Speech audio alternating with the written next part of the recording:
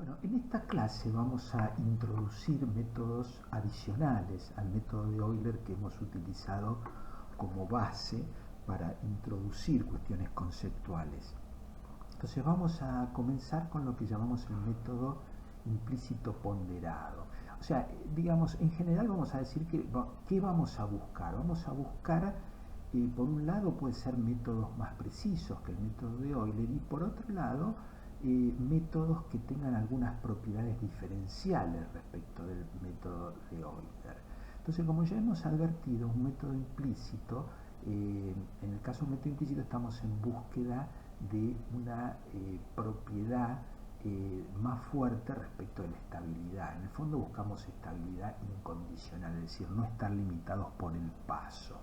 Entonces, acá vemos la expresión de lo que llamamos del método implícito ponderado, que en última instancia la diferencia respecto al método de Euler es que el miembro derecho ahora lo expresamos como un promedio pesado entre los valores de la función en n y en n más 1, con lo cual la incógnita o n más 1 también me aparece en el miembro derecho dentro de la función, lo cual significa que no puedo hacer de entrada, o al menos en general, un despeje directo de la incógnita para calcularlo, y de ahí que se llamen métodos implícitos. Entonces, lo que está planteado para cada paso de tiempo, estrictamente y en general, es una ecuación no lineal. En consecuencia, calcular un más 1 significa buscar la raíz de una ecuación no lineal, y esto hay que recurrir a métodos iterativos. Y esto claramente significa un mayor esfuerzo de cálculo por paso respecto a los métodos explícitos. En principio incluso que no podemos cuantificar a priori, porque siendo iterativo, la cantidad del esfuerzo de cálculo va a depender en realidad de la precisión pretendida. No sabemos cuántas iteraciones por paso vamos a tener. Entonces, nuevamente, insisto en que este mayor esfuerzo de cálculo respecto de los métodos explícitos va a tener que ser muy bien justificado para qué problemas va a ser necesario ser utilizado, ya que en general parte en desventaja respecto de los métodos explícitos. De todos modos, por ahora vamos a seguir adelante con el análisis del método, y más adelante vamos a contestar este interrogante. Bueno, aquí se presenta un análisis de consistencia del método implícito ponderado, que al mismo tiempo nos va a mostrar cuál es el orden de precisión. Entonces, utilizamos un poco la definición de este error de discretización, haciendo el reemplazo formal de la solución del problema diferencial en la ecuación en diferencias. Reemplazamos U de Tn más 1 por su desarrollo en serie de Taylor alrededor de Tn, y nos queda esta expresión recuadrada en el cual vemos básicamente términos de orden 1 explícitamente digamos obtenidos en este análisis, y bueno, obviamente más términos de orden k al cuadrado. Bien, ¿qué podemos decir a partir de esta expresión? Bueno, que en general el método implícito ponderado es de orden 1, es decir, lo que domina es orden k. Ahora bien, hay un caso particular que es qué pasa si θ es igual a un medio. En ese caso, fíjense que en los dos primeros términos k sobre 2 sale como factor común, y lo que me queda es una expresión que se anula idénticamente, lo cual lo podemos demostrar muy fácilmente derivando respecto de t la ecuación diferencial. Con lo cual llegamos a la conclusión que si θ es igual a un medio, es decir, si el esquema se se basa en el promedio de los valores de f en n y en n más 1, el orden de precisión pasa a ser 2, es decir, k al cuadrado. Antes de seguir con el análisis, vamos a ponerle nombres a algunos de los casos particulares del implícito ponderado. Cuando θ es igual a 1/2, que ya vimos que tiene la propiedad particular de ser orden de precisión 2, es decir, orden k al cuadrado, se llama el esquema de Crank-Nicolson. Y como dijimos, en realidad se lo distingue porque lo que hace es tomar un promedio de los valores de la función f en n y en n más 1. Con lo cual, fíjense que la expresión a simple vista se ve que queda centrada en n más 1/2, y entonces era de esperarse que esto nos llevara a un orden de precisión 2, si recordamos lo que hicimos cuando hablamos de diferenciación numérica. Y por otro lado está el caso θ igual a 1, que es lo que se llama fuertemente implícito o Euler inverso, precisamente porque ahora todo el peso en el miembro derecho cae en n más 1, ¿sí? Entonces luego vamos a ver en qué sentido digamos opera esto de pesar todo hacia n más 1. Finalmente, aunque no lo hemos incluido, porque no hemos incluido el caso θ igual a 0 dentro de lo que sería el método implícito, pero fijémonos que justamente al hacer ese límite degenera en el método de Euler. Bueno, aquí se desarrolla el análisis de estabilidad del implícito ponderado. Entonces, bueno, hacemos el procedimiento que ya hemos desarrollado más en detalle para el método de Euler, o sea, buscamos la ecuación para la perturbación. Y bueno, siempre haciendo un desarrollo en serie de Taylor a orden 1. Y entonces lo que nos queda es esta ecuación para la perturbación delta U supra n. Y bueno, entonces al hacer el desarrollo de Taylor en orden 1, siempre nos queda un problema lineal y homogéneo que nos permite despejar la relación delta UN más 1 sobre delta UN, que es el factor de amplificación Gn, cuya expresión la hemos incluido aquí, y luego hemos hecho la aproximación de reemplazar mn más 1 por mn, porque en el fondo, bueno, están muy cerca entre sí, podemos pensar que son bastante parecidos, y esto nos permite entonces generar el gráfico que estamos presentando a la derecha de Gn en función del producto K por Mn. Bueno, es trivial ver que para Kmn igual a 0, Gn vale 1. Y por otro lado, también es trivial obtener el límite de Gn cuando Kmn tiende a infinito, que es este que está acá, menos 1 menos θ sobre θ. Fíjense que si θ es igual a 1, es decir, el fuertemente implícito, Gn tiende a 0. Y si θ vale 1/2, esto Gn tiende a menos 1. Entonces queda claro que para θ entre 1/2 y 1, Gn permanece siempre dentro de la franja menos 1, 1. Y esto lo que está mostrando es que en ese intervalo θ entre 1/2 y 1, el método es incondicionalmente estable, porque el módulo de Gn es siempre menor o igual a 1.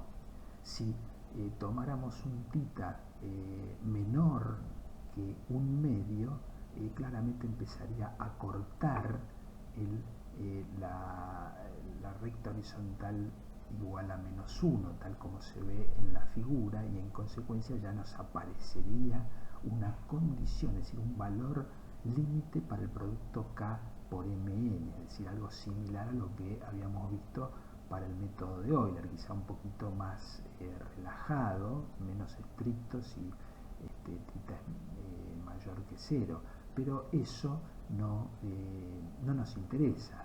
No nos interesa tener un método implícito con ese esfuerzo de cálculo si ni siquiera nos ofrece la posibilidad de la estabilidad incondicional, de modo que lo operativo y lo que para los métodos implícito ponderado que nos interesa es el rango θ entre 1 medio y 1, es decir, en los límites entre el Crank-Nicolson y el Euler inverso. Un comentario sobre los dos casos extremos, θ igual a 1, θ igual a 1 medio. Para θ igual a 1, es decir, fuertemente implícito, Euler inverso, Gn tiende a 0 cuando Kmn tiende a infinito, y esto es lo que se denomina un esquema superestable. Mientras que cuando θ es igual a 1 medio, es decir, el Crank-Nicolson, Gn dijimos que tiende a menos 1 cuando Kmn tiende a infinito, con lo cual entra en la zona de marginalmente estable.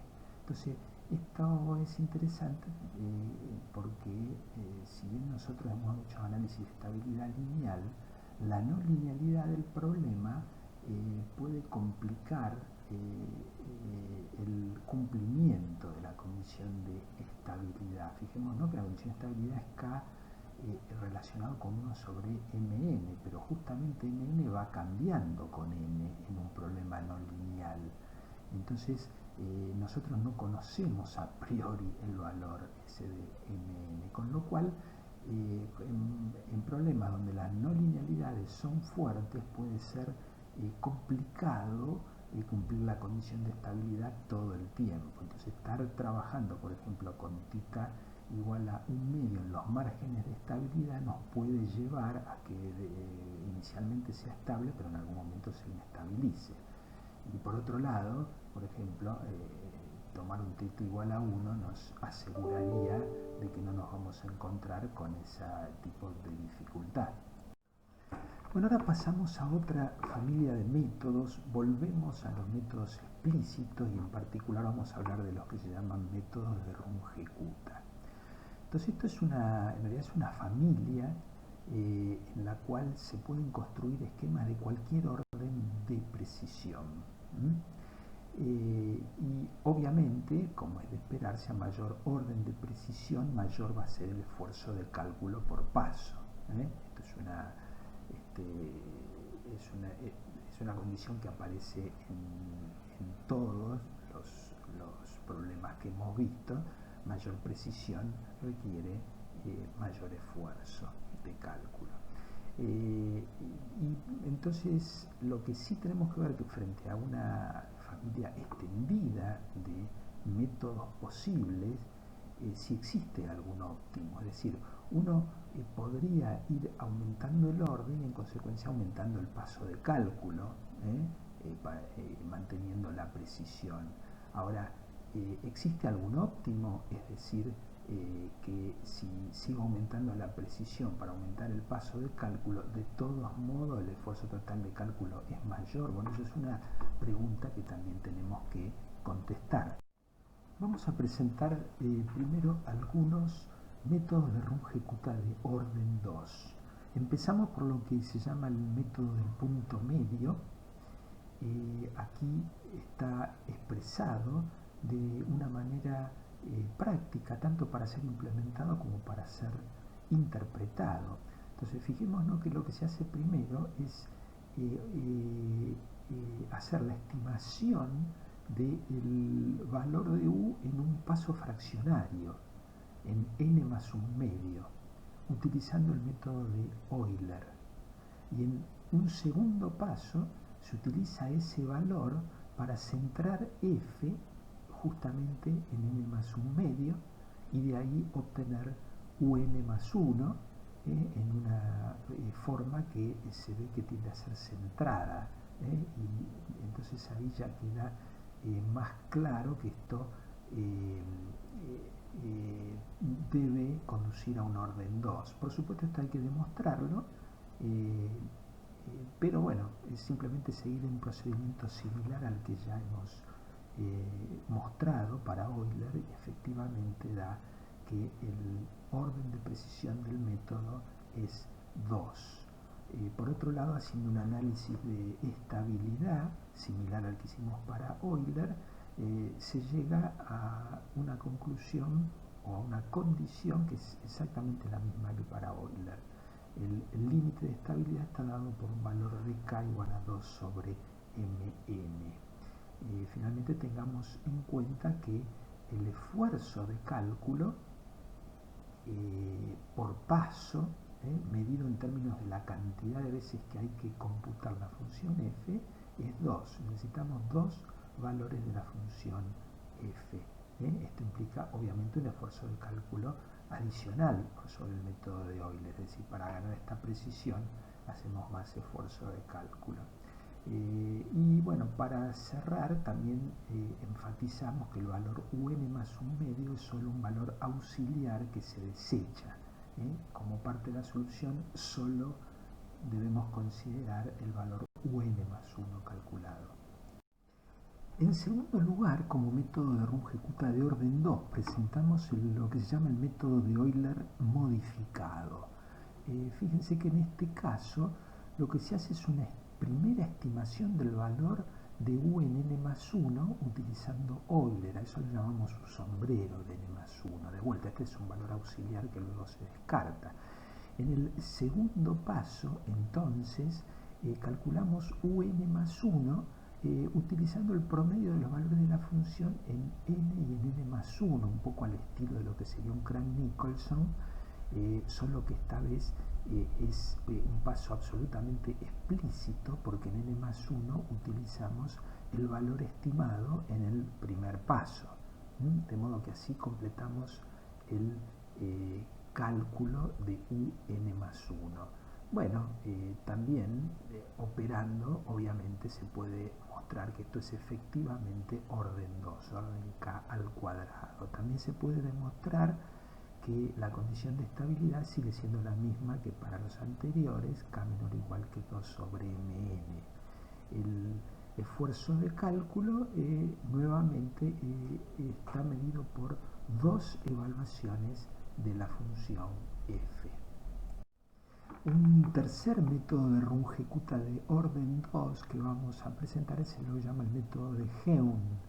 Fíjense que ahora lo que se hace es una estimación del valor de u en un paso fraccionario que es 2/3 de k, es decir, en n más 2/3, de modo que nuevamente se hace una predicción usando Euler y luego se hace una corrección para calcular un más 1 haciendo un promedio pesado entre los valores de f en n y en n más 2/3, de acuerdo a esa estimación de un más 2/3 que se calculó en el primer paso. Bueno, nuevamente esto se puede demostrar que es orden 2, que tiene la misma condición de estabilidad y obviamente tiene el mismo esfuerzo de cálculo, 2 evaluaciones de la función f por paso. Ahora pasamos a presentar métodos de Runge-Kutta de orden 4. En realidad específicamente vamos a presentar lo que a veces se llama el método clásico de orden 4. Entonces fíjense que esto se hace en 4 pasos. Se calcula un valor estimado en n más un medio, que llamamos su asterisco en n más un medio, usando nuevamente Euler con el paso k sobre 2. Luego volvemos a calcular otro valor estimado en n más un medio, u doble asterisco en n más un medio, y ahora utilizaríamos una lógica que sería parecida a la del fuertemente implícito, es decir, usamos los valores en el paso n más un medio para la función f, pero claro, en el caso de u utilizamos el valor estimado, entonces no es un método implícito, sino que sigue siendo un paso explícito. Luego calculamos una primera estimación de u en n más 1, que llamamos u asterisco en n más 1, en la cual bueno, estamos utilizando, estamos centrando la función en n más un medio. Con lo cual uno ve que bueno, estamos apuntando ya a una precisión al menos orden 2.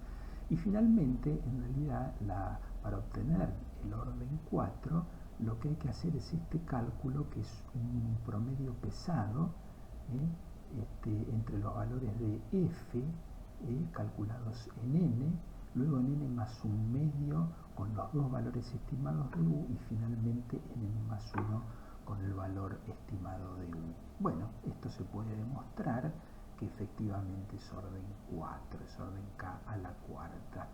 Y luego se puede hacer análisis de estabilidad, que lleva a una ecuación algebraica que debemos resolver por un método numérico, y bueno, surge que el k, la condición de estabilidad, es k menor o igual que casi 2,8 dividido mn, es decir, es un poco más estable, podríamos decir, que los métodos explícitos hasta aquí vistos. Finalmente, la cantidad de evaluaciones de la función necesarias para avanzar un paso es de 4 valores de la función, que esto es una medida del esfuerzo de cálculo. Vamos a mostrar ahora un análisis de la relación que existe entre el esfuerzo de cálculo y el orden de precisión que se puede obtener con los métodos de Runge-Kutta. Si llamamos m a la cantidad de evaluaciones de la función f por paso, que ya hemos dicho que es nuestro índice de evaluación del esfuerzo de cálculo, porque es donde eventualmente se invierte el mayor esfuerzo de cálculo, la máquina invierte el mayor esfuerzo de cálculo, y n al orden de precisión, en realidad el mayor orden de precisión accesible con ese esfuerzo de cálculo con un método de Runge-Kutta. Vemos en la tabla de la derecha que ellos van paso a paso hasta orden 4, pero ya para obtener un orden 5 tenemos que pegar un salto a 6 evaluaciones de la función, es decir, no basta con 5. Y luego, para un orden para órdenes crecientes, la situación incluso empeora un poco. Fíjense que el orden, en realidad, hasta 4 evaluaciones de la función es el mismo que la cantidad de cálculos de la función. A partir de ahí disminuye en 1 el orden hasta orden 6, luego disminuye en 2, luego disminuye en 3. Es decir, hay un corte a partir de 5 evaluaciones de la función, a partir de los cuales el orden accesible ya no es el mismo que la cantidad de evaluaciones de la función. Y esto nos está marcando claramente que se pierde eficiencia cuando se supera el orden 4. Entonces, en términos de eficiencia, hemos visto que no conviene superar el orden 4. Entonces, el próximo paso es hacer una comparación de la performance relativa de los Runge-Kutta menores o iguales a 4. Vamos a comparar el Runge-Kutta 2, el Runge-Kutta 4 y también el método de Euler, que en el fondo es un caso degenerado, podríamos decir, de un Runge-Kutta.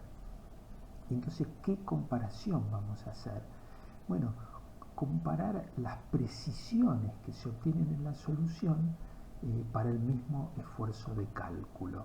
Y el mismo esfuerzo de cálculo siempre lo que quiere decir es cuántas evaluaciones de f vamos a hacer al final del cálculo, ¿sí? Entonces, si por ejemplo encaramos el cálculo con el método de Euler con un paso k, luego recalculamos esa solución numérica ahora usando un Runge-Kutta 2, pero para que tenga el mismo esfuerzo de cálculo tomamos un paso igual al doble, porque eso compensa la doble evaluación de f por paso. Luego recalculamos con Runge-Kutta 4 y ahí, para compensar que necesitamos 4 evaluaciones de la función por paso, el paso lo aumentamos a 4k.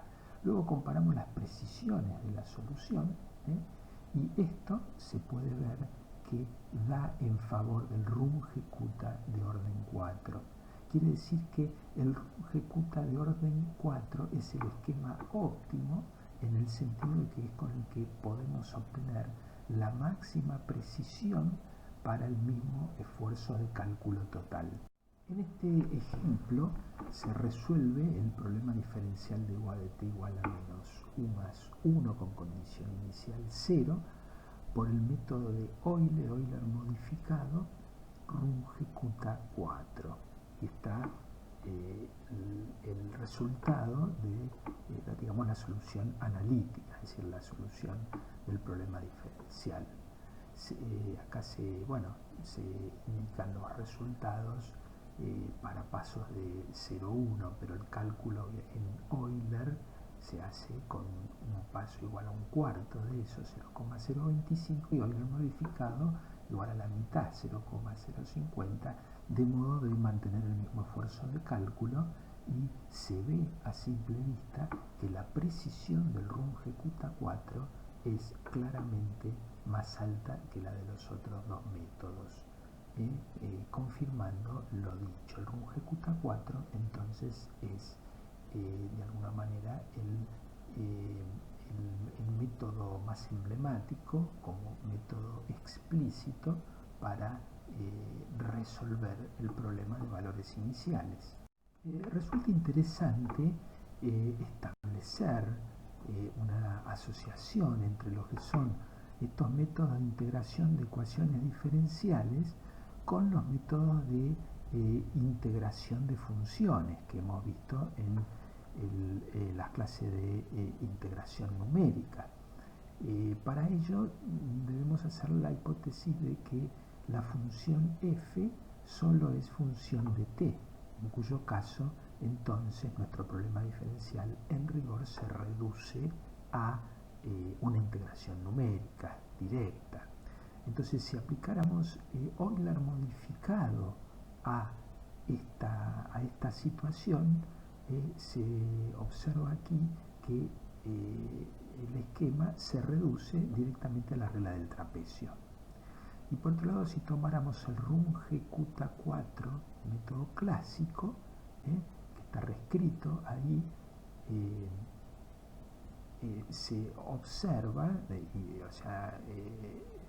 identificando que en este caso el paso, digamos, sería un paso fraccionario igual a k sobre 2,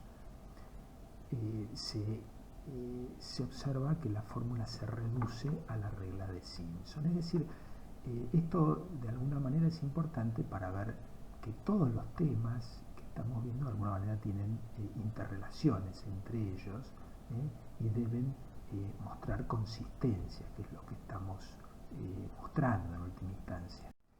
Vamos a introducir ahora una familia distinta de métodos llamados los métodos de Adams, distinta en el sentido de que parte de un punto de vista diferente. Ya no apuntamos a simplemente hacer el reemplazo de derivadas por diferencias finitas, sino que hacemos una primera integración entre el instante, digamos, o el paso del cálculo n y el n más 1, y entonces ponemos que u en t n más 1 es igual a u en t n más la integral de esta función f en ese intervalo.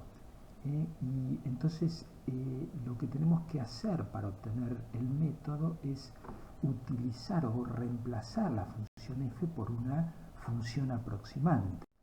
Como función interpolante vamos a utilizar polinomios. Entonces,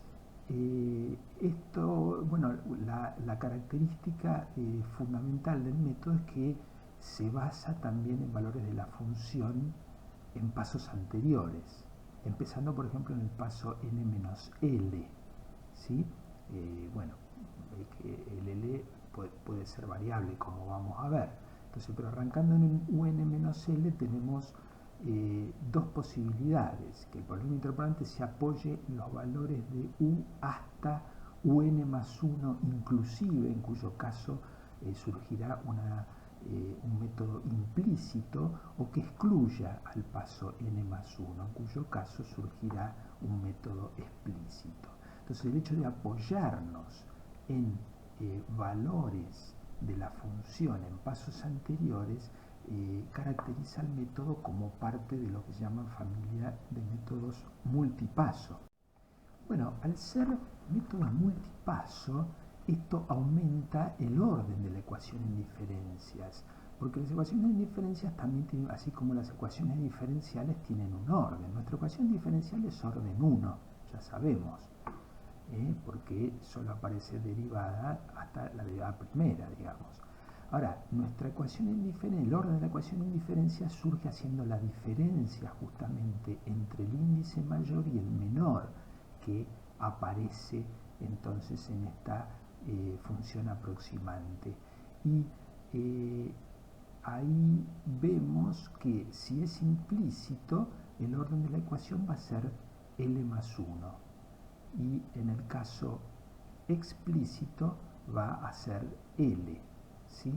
Entonces, pero esto tiene algunas implicancias que vamos a analizar más adelante, porque finalmente estamos aproximando una ecuación diferencial de orden 1 por una ecuación diferencial de orden mayor, y esto implica que hay algunos modos que son solución de la ecuación en diferencia y que no tienen su correlato en la ecuación diferencial, y esto puede traer implicancias importantes en el comportamiento de la solución y eventualmente en su estabilidad, como vamos a ver. Aquí desarrollamos brevemente un ejemplo de cómo obtener una de las fórmulas de Adams, específicamente el método explícito de orden 2. Entonces, fíjense que ahí lo que hacemos es, para construir el polinomio interpolante, nos apoyamos en valores de la función en el paso n-1 y en el paso n. Entonces la función f de ut queda reemplazada por ese polinomio interpolante, que no es más ni menos que una relación lineal, digamos, ¿no? Se ve fácilmente que ese es el polinomio interpolante, que luego reemplazamos, y al integrarnos nos queda esta expresión k sobre 2 por 3fn menos fn menos 1, y entonces reemplazando en el planteo original nos queda un más 1 igual a un más esta expresión que acabamos de obtener. Y esto que tenemos acá entonces es justamente el método de Adams explícito de orden 2, donde f supra n obviamente quiere decir f en u supra n t supra n. Bueno, con esa metodología podríamos construir cualquiera de las fórmulas de los métodos de Adams, tanto explícitas, que se llaman métodos de Adams-Bashford, como implícitas, que se llaman métodos de Adams-Moulton. En esta tabla están expresadas todas estas fórmulas hasta orden 4. Fíjense, por ejemplo, que está el Adams-Bashford de orden 2 que acabamos de obtener recién. Y por otro lado, también es interesante ver que los métodos de Adams degeneran en métodos conocidos cuando deja de ser de hecho multipaso. Por ejemplo, el Adams-Moulton de orden 2 no es ni más ni menos que el Crank-Nicolson, mientras que los de orden 1 también son conocidos. El explícito es Euler y el implícito es Euler inverso o fuertemente implícito. En esta tabla que complementa a la anterior se indican las expresiones a primer orden de los errores de truncamiento de cada uno de los métodos. Fíjense que, bueno, justamente, obviamente, la potencia de K es lo que me determina el orden. Pero aquí es interesante comprobar que el factor que multiplica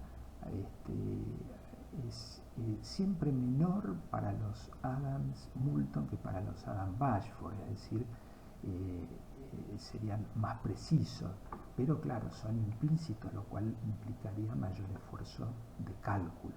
Ahora, en la práctica, los métodos de Adams se usan en lo que sería una modalidad predictor-corrector, es decir, se utiliza el Adam-Bashforth, que es el método explícito, como un predictor del valor en el nuevo paso, y luego se reemplaza este valor en la fórmula del Adams-Moulton usándola explícitamente, es decir, sin iterar. Por ejemplo, acá se muestra la fórmula o la fórmula operativa, digamos, de esta modalidad predictor-corrector para el orden 2. Entonces se ve que con el explícito calculamos este sombrero n más 1, que luego reemplazamos en el implícito, que en este caso no es ni más ni menos que el Crank-Nicolson, si lo hiciéramos realmente implícito, y con eso calculamos el un más 1, pero como dijimos, el método en forma no iterativa, digamos que aquí termina el cálculo en estos dos pasos. Esto ejemplifica entonces la forma como se los opera en la práctica. Ahora, lo que es interesante, porque acá lo que deberíamos plantear no es competitivo, son competitivos estos métodos, por ejemplo, con Runge-Kutta. Y bueno, resulta que como no necesita calcular valores intermedios de la función en pasos fraccionarios, porque usa valores que ya ha calculado en pasos anteriores, en todo caso los tiene almacenados en memoria, entonces en ese sentido podemos decir que representan un menor esfuerzo de cálculo los métodos de Adams o esta forma predictora correctora respecto del Runge-Kutta del mismo orden, o sea que en ese sentido sí podríamos adjudicarle alguna ventaja. Está claro de todos modos que los métodos de Adams o cualquier método de multipaso en realidad necesita un método arrancador, porque de entrada no vamos a tener los valores para n menor que 0. Usar un método arrancador significa usar un método de paso simple, por ejemplo, entonces Runge-Kutta. Entonces, para arrancar los métodos de Adams deberíamos utilizar, por ejemplo, un Runge-Kutta del mismo orden. Vamos a hablar ahora de la estabilidad de los métodos de Adams y bueno, en principio lo vamos a ilustrar presentando el análisis de estabilidad para el Adam-Bashforth de orden 2, que al mismo tiempo ejemplifica cómo debe hacerse este análisis de estabilidad para cualquier método multipaso. Entonces tomamos esta fórmula y la clave aquí es reconvertirla en dos ecuaciones en diferencias de orden 1. O sea, si simplemente a un-1 lo llamamos v sub n, entonces la ecuación de Adam-Bashforth queda expresada en términos de dos incógnitas, un y bn, pero solo involucra los pasos n y n más 1. Entonces, para completar esto, como ahora tenemos dos incógnitas, necesitamos una ecuación más. Bueno, simplemente es reescribir lo que fue la definición de v sub n, escribiendo bn más 1 igual a u sub n. Entonces hemos llevado nuestra ecuación en diferencias de orden 2 a dos ecuaciones en diferencias de orden 1. Esto es un análogo de lo que se hace con ecuaciones diferenciales muchas veces. Bueno, a partir de aquí procedemos de la misma manera como hacíamos con una ecuación, es decir, reemplazamos un y vn por sus soluciones perturbadas, es decir, por un más delta un, vn más delta vn, y también sus valores en n más 1 con las perturbaciones. Ahí aparecen delta un más 1, delta vn más 1. Luego restamos esa ecuación de las soluciones perturbadas respecto de las ecuaciones sin perturbar, y haciendo desarrollo en serie de Taylor a primer orden obtenemos las ecuaciones para las perturbaciones que resultan ser lineales y homogéneas, obviamente al quedarnos solo con orden 1. Aquí m, como siempre, no ni más ni menos que menos la derivada de la función f respecto de u. Bueno, esas ecuaciones para las perturbaciones las reescribimos en forma matricial, como se muestra aquí, y entonces aquí tenemos que hacer el siguiente razonamiento, para poder volver a utilizar el criterio de amplificación que habíamos establecido para una sola ecuación. Entonces, pero claro, como lo que nos resulta es que estas perturbaciones están acopladas, las delta U y las delta B. Entonces, ¿cómo hacemos para obtener un factor de amplificación sobre el que podamos establecer nuestro criterio, es decir, factor de amplificación menor que 1 en módulo? Bueno, debemos movernos, debemos transformar esto en un sistema diagonal de modo que las perturbaciones no estén acopladas. Entonces esto lleva, como ya sabemos, al famoso problema de autovalores, aquí lo planteamos directamente. Entonces, en definitiva, pasa por establecer que este determinante de lo que sería la matriz de coeficientes menos lambda por la matriz identidad, que el determinante de eso sea 0, y eso es lo que hicimos ahí, de donde sale esa cuadrática para lambda, y eventualmente resolviendo y haciendo desarrollo siempre en serie de Taylor a orden 1 en K para ser consistentes, llegamos a estas expresiones aproximadas de lambda 1 y lambda 2, que son los dos autovalores, 1 menos K por M y menos K por M sobre 2. Bueno, como sabemos, los autovalores no son ni más ni menos que las componentes de la matriz transformada, que estaría transformada y operando ahora sobre los autovectores. Pero a nosotros no nos va a interesar obtener los autovectores, con esto es suficiente, porque al saber ahora que la matriz es diagonal, podemos aplicar el criterio de estabilidad a cada uno de los dos coeficientes de la matriz, que no son ni más ni menos que lambda 1 y lambda 2, porque eso es lo que me estaría dando la relación entre la perturbación en n más 1 y en n, es decir, esas perturbaciones transformadas, digamos, que están incluidas en los autovectores. Bueno, y de imponer lambda, tenemos lambda 1 y lambda 2, y bueno, muy fácilmente se ve que la condición para tener esto es que K sea menor o igual que 2 sobre M, ¿sí? Y bueno, nos encontramos con una vieja conocida, porque no deja de ser la misma que teníamos para, por ejemplo, Runge-Kutta de orden 2 y para Euler.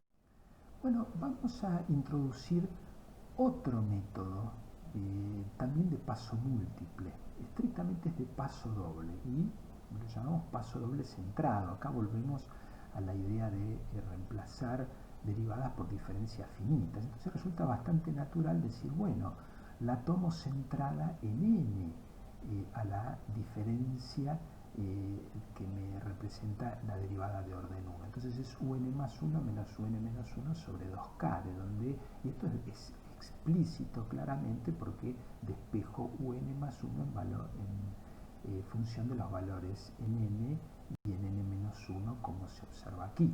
Bueno, ahora recorro el mismo camino que hicimos para el Adams de orden 2. Aquí tenemos las dos ecuaciones en diferencias de orden 1 que me reemplazan a la de orden 2. Tenemos las ecuaciones para las perturbaciones y el planteo de nuestro problema de autovalores, de donde surgen a orden 1 en K los autovalores que figuran allí, 1 menos K por M menos 1 menos K por M. Y entonces rápidamente observamos que lambda 2 en módulo siempre es mayor que 1, porque estamos asumiendo que el M es mayor que 0, ¿no es cierto?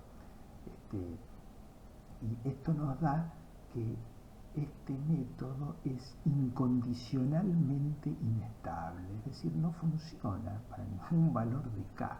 Y esto es ejemplificador en el sentido de que, ojo, no cualquier esquema, por más razonable que parezca su formulación, funciona. Resulta conceptualmente muy interesante analizar por qué no funciona el método de paso doble centrado.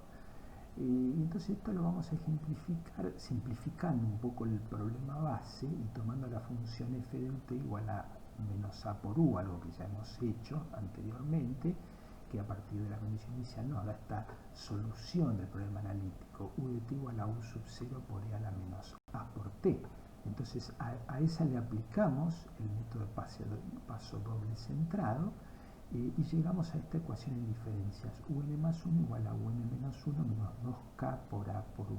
Bueno, esta es una ecuación en diferencias de orden 2 que tiene una solución cerrada. Cuando tenemos una solución en diferencia, cuando tenemos una ecuación en diferencias lineal y homogénea, entonces las soluciones son del tipo gamma a la n.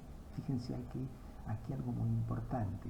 U supra n, ahí n juega como subíndice, es de la forma gamma a la n, pero acá n está jugando como potencia. Esta es una de las limitaciones que tenemos a veces con la terminología, por eso tenemos que tener muy claro cada paso que vamos dando, porque con la misma notación estamos indicando dos cosas distintas. Bueno, el hecho es que si reemplazo u supra n por gamma elevado a la n, rápidamente surge esta ecuación característica que en realidad, bueno, es muy parecido a lo que nos había salido como ecuación para el problema de estabilidad, y de ahí salen los dos valores de gamma que se expresan aquí, gamma 1 y gamma 2 igual a menos k por a más menos la raíz cuadrada de 1 más k por a al cuadrado. Ahora fíjense que si desarrollamos en serie de Taylor gamma 1 y gamma 2, nos quedan estas expresiones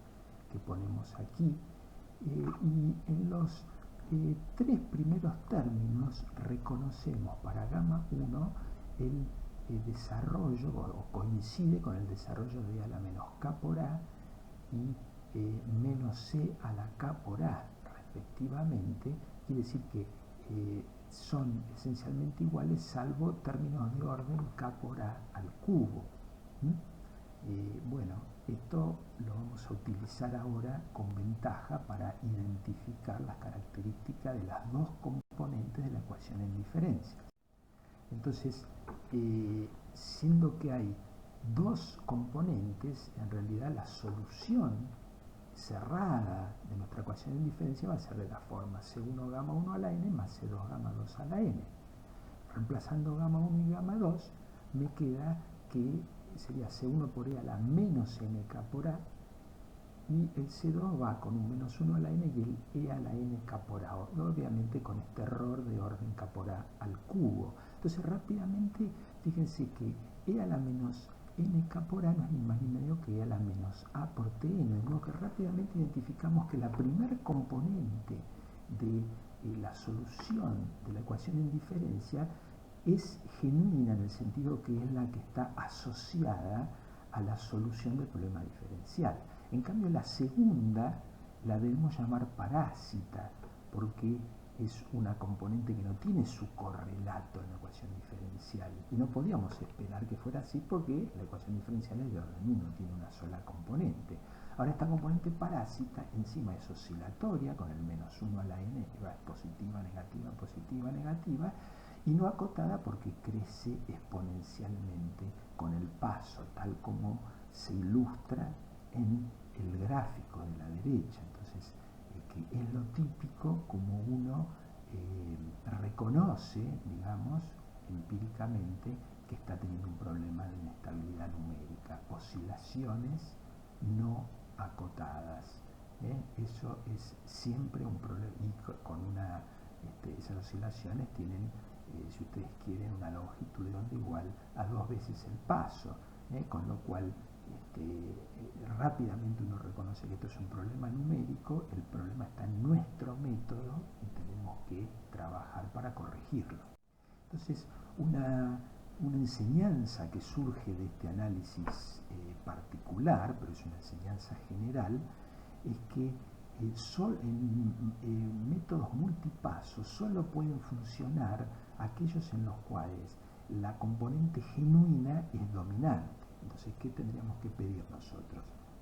Si la componente genuina es la que está asociada al primer a la primera solución a gamma 1, entonces deberíamos pedir que el módulo de gamma 1 sea mayor que el módulo de gamma 2, etcétera, ¿sí?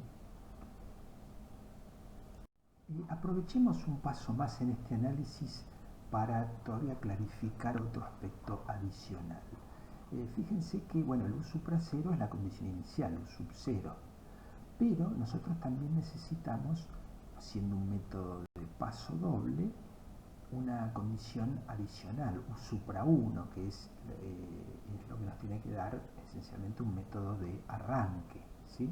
Si conociéramos U supra 0 y U supra 1, entonces la solución cerrada del problema, en términos de C1 y C2 que ya vimos, bueno, es fácil ver que C1 y C2 están relacionados, entonces, o se pueden calcular a partir de gamma 1, gamma 2 y esas dos condiciones, inicial y de arranque, de las formas que está